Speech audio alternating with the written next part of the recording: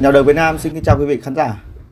Trong video ngày hôm nay tối ngày 20 tháng 9, tôi mời quý vị tham gia trải nghiệm phố cà phê đường tàu buổi đêm. Xem vào cái khung giờ này thì phố có hoạt động nhộn nhịp không so với khung giờ cao điểm ban ngày, hẳn lúc trưa và cuối giờ chiều thường là lúc đấy là sẽ đông, tại vì nhiều tàu qua. Đây tôi đang đứng trước mặt quý vị, đây là đường Điện Biên Phủ.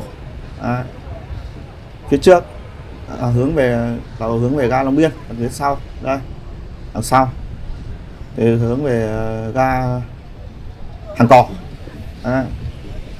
Bên tay phải có tay một quán này tôi thấy đông khách. Tòa cà phê. Hướng này, đây hướng này. Thì trước hướng này là hướng đấy về đường Nguyễn Thái Học đấy, phía trước đấy, rồi hướng là Lê Duẩn. Còn hướng ga này là sẽ về ga Hàng Cỏ, tức là Hà Nội đấy. Đấy. Còn đây là đường Điện Biên Phủ, hướng này là hướng về ga Long Biên. Đây là ranh giới giữa phường Hoàn Kiếm phía trước và đằng sau là phường Cửa Nam. Trong video về phường Hoàn Kiếm, phường Cửa Nam và phường Ba Đình, tôi đã chỉ rõ cái đoạn đường này rồi, đi rất nhiều. Điện Biên Phủ thì hướng bên phải là về Cửa Nam, còn đến trái thì về khu Long Bác đấy.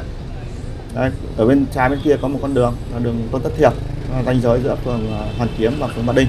Con đường này đã đi rất nhiều rồi, các video trước. Giờ hôm nay ta đi có đường tàu. Đây, ta vào phố cà phê đường tàu. Đây chính là địa phận của phường Hoàn Kiếm mới rồi. Đấy. Xem cái khung giờ này, hôm nay là khoảng 9:30. Khung giờ này xem khách có đông vui nhộn nhịp không. Đấy, đèn đuốc sáng trưng.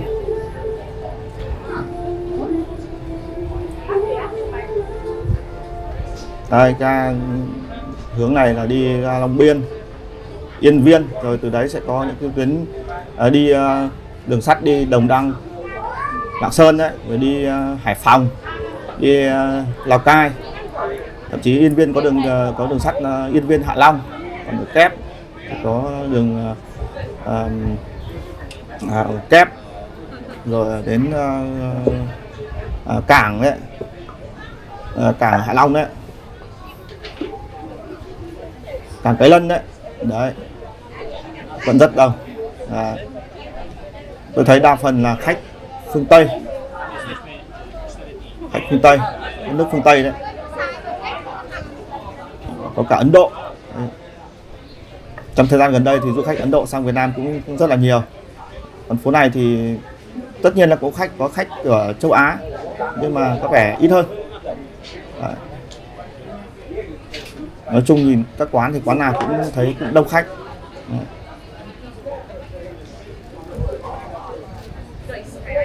Cà phê đường tàu là thu hút được khách du lịch nước ngoài, tại vì người ta thích cái cảm giác mạnh. Tàu đi qua sát sát cái chỗ ngồi này.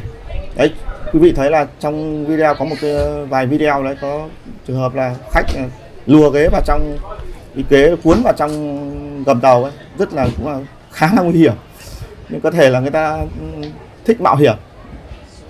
Tôi thấy du khách nước ngoài, khách Tây sang Việt Nam này, người ta thích mạo hiểm lắm. Người ta đi du lịch ở các vùng núi ấy, đi Hà Giang, Tuyên Quang, rồi đi Cao Bằng ấy, là người ta đi cứ xách ba lô, xong người ta đi xe đi, xong người ta lên những cái đỉnh, đi đường Mạn Bi Làng ấy, để đèo Mã Pí Làng ấy, là người ta cứ trèo lên cái vách đá rất nguy hiểm. Đấy, mà người ta thích như vậy. Đấy. Người ta thích mạo hiểm thì tôi nghĩ là ở đường tàu đây thì người ta cũng vậy, người ta thích ngồi sát này, xong là tàu chạy qua kể thì cũng nguy hiểm thật. Thì vừa rồi thì cũng có rộ lên cái gọi là về vấn đề an toàn, rồi có trường hợp là đến cơ quan quản lý đến đây là gọi là dồn khách ra, vì lúc ấy tàu chạy mà dồn khách, tạo ra những cái cảnh tượng trông nó rất là ồn ào. Cũng có nhiều ý kiến bảo là phải hạn chế rồi cấm, nhưng mà thực ra thì cũng hơi khó, tại vì đây là cái dân hai bên đường Tàu là dân người ta làm ăn kinh doanh buôn bán rất là phát đạt. Đấy, có hàng trăm cái quán như thế này, nhiều lắm. Quán này có hàng trăm quán. Đây cái khu này khá đông. Khu này có vẻ đông, ồn ào. Đấy, thanh niên trẻ, thậm chí cả trẻ con. Đấy, thanh niên, cả người Việt. Người Việt thì thấy người Tây ra đây thì cũng hưởng ứng, ra cũng thấy là cũng vui, chụp ảnh, check in trên đường tàu. Đấy quý vị thấy không? Hầu hết là khách from train with love này, quán này. Tôi thấy quán nào cũng đông khách, nhiều quán lắm. Nào là ga Đông Dương rồi đủ thứ nhiều lắm. Nếu mà tên thì có những tên giống nhau. Tên nó giống nhau ấy. Có tôi thấy đi mấy cái quán là ga Đông Dương rồi train street rồi Hà Nội train station gì đó. Đấy, nhiều lắm. Quán tên thì có thể là giống nhau, có thể không phải là cùng một chuỗi đâu, nhưng mà người ta đặt cái tên giống nhau. Ga Đông Dương. Đấy, hai bên cũng vẫn đông khách. Thanh niên, chủ yếu là thanh niên và khách nước ngoài, người phương Tây nhiều.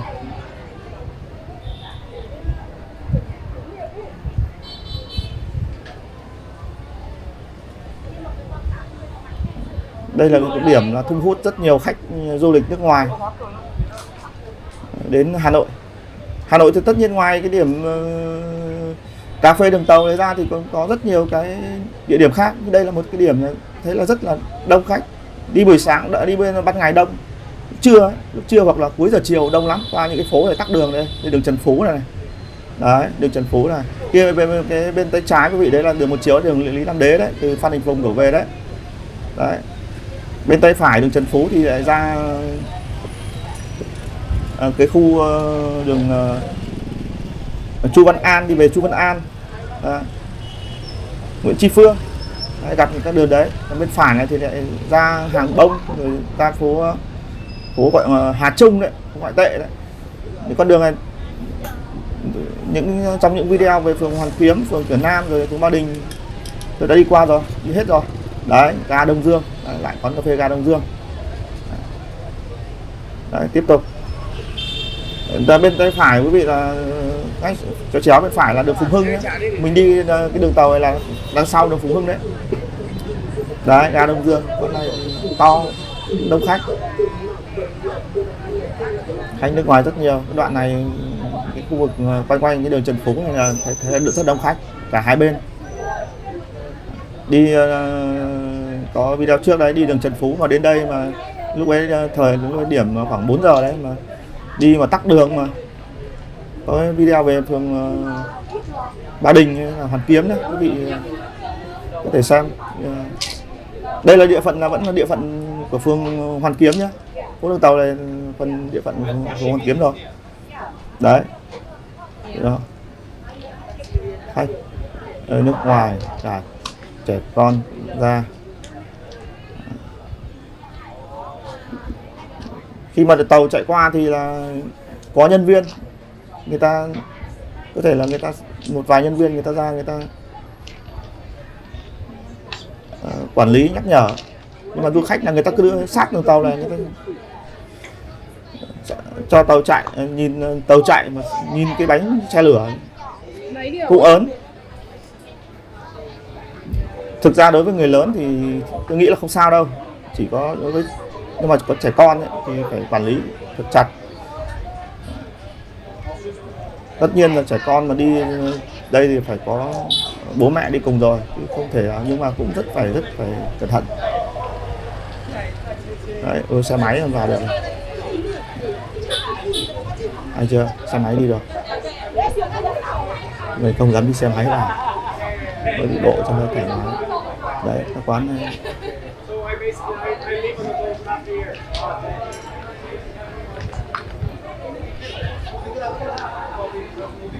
Ở đây có những cái văn phòng du lịch cũng có đặt ở đây.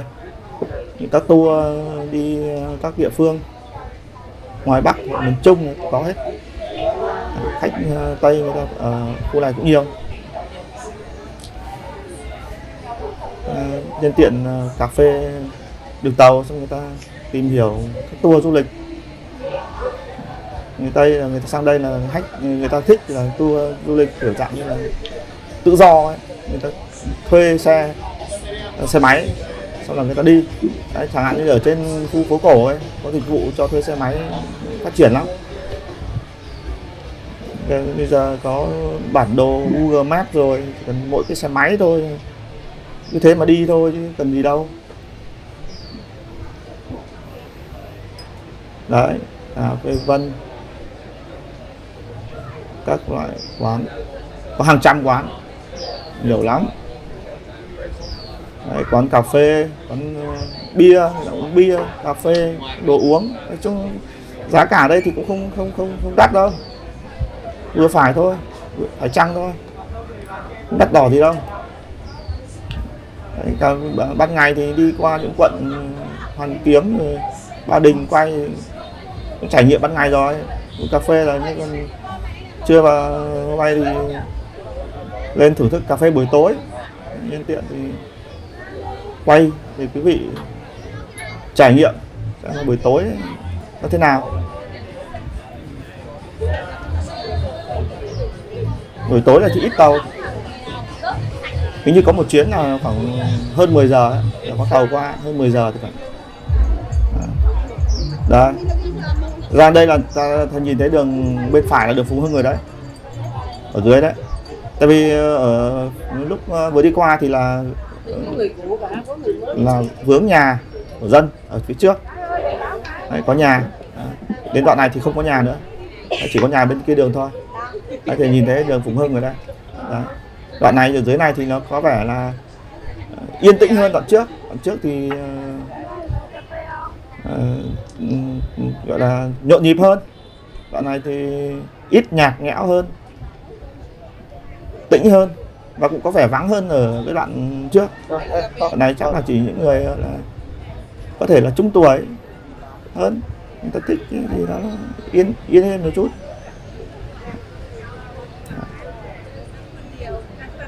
Đó.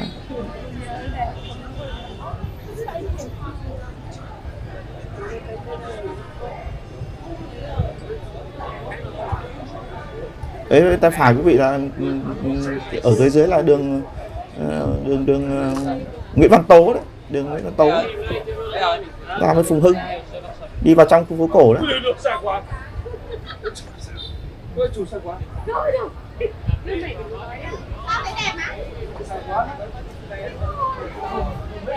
Đường Phùng Hưng ở dưới thấp hơn, đường trên này cao. Muốn đi đường Phùng Hưng mà lên phố đường tàu này thì đoạn cuối cùng này, đoạn cuối cùng thì có cái đường cầu thang để lên trên này. Đấy. Còn ở đường giữa này không có đâu. Đấy, quý vị thấy không? Quán cà phê tấp nập khách, toàn hầu như là khách Tây. Rất thích. Thực ra đây là một điểm thu hút du lịch. Làm sao quản lý tốt là được, an toàn, trật tự. Như chẳng hạn như ở Thái Lan thì người ta cũng có cà phê đường tàu thì phải. Thái Lan, mà Thái Lan thì các bạn biết rồi, du lịch người ta cũng phát triển. Chứ nếu mà bảo là cấm thì dễ thôi.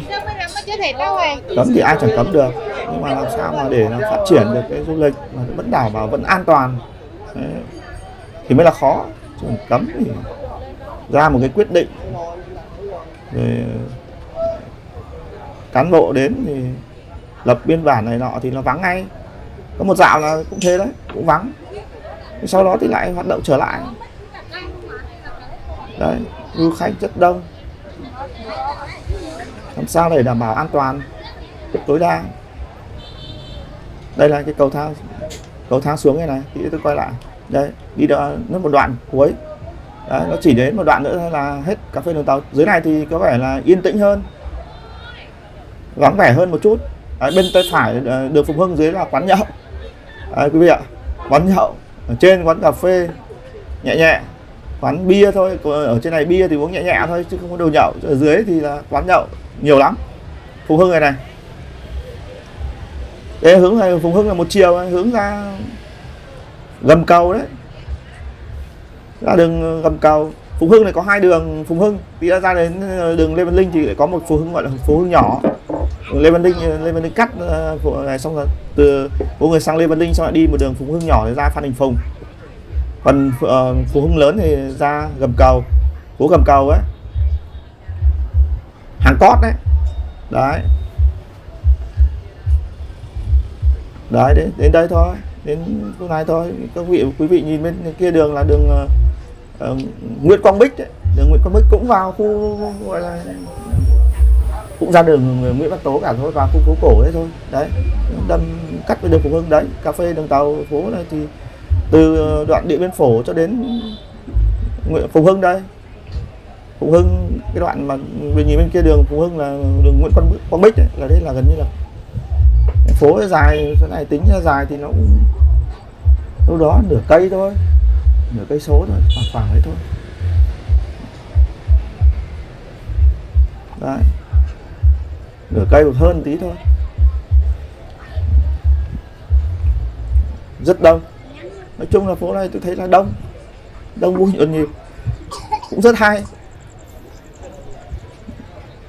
View rất là lãng mạn, nhìn những con tàu đường sắt cũ của Việt Nam đi hay. Chứ bây giờ mà đi đường mà tàu cao tốc thì hệ trông lại không hay. Đấy. Tàu này tàu gọi là tàu cổ, tàu cũ, đường dây này nhỏ thôi, của mình nhỏ mét thôi, mét hơn mét gì đó thôi. Chứ còn đường cao tốc mà nó chạy vù tàu cao tốc thì còn gì là hay nữa, đúng không? Thì làm gì còn cà phê đường tàu nữa. Thì nó cũng có cái đặc thù, có nhiều ý kiến khác nhau. Đấy, thì hôm nay quay cái phố gọi là cà phê đường tàu về ban đêm. Đó, các bạn trẻ lại lên uống cà phê đó để quý vị gọi là trải nghiệm xem thế nào. Đấy, hướng này là hướng về gầm cầu, đi về Hàng Cót, về Phan Đình Phùng. Rất mong quý vị khán giả đăng ký kênh, like và chia sẻ video đến bạn bè và những người cùng quan tâm đến chủ đề của kênh du lịch, khám phá, trải nghiệm, tìm hiểu cuộc sống thực tế. Video là kênh là thực tế, không chỉnh sửa, có thế nào thì quay thế thôi. Cái cuộc sống thực tế rất là đa dạng, phong phú. Video cũng xin kết thúc tại đây. Xin kính chào tạm biệt và hẹn gặp lại ở những video sau.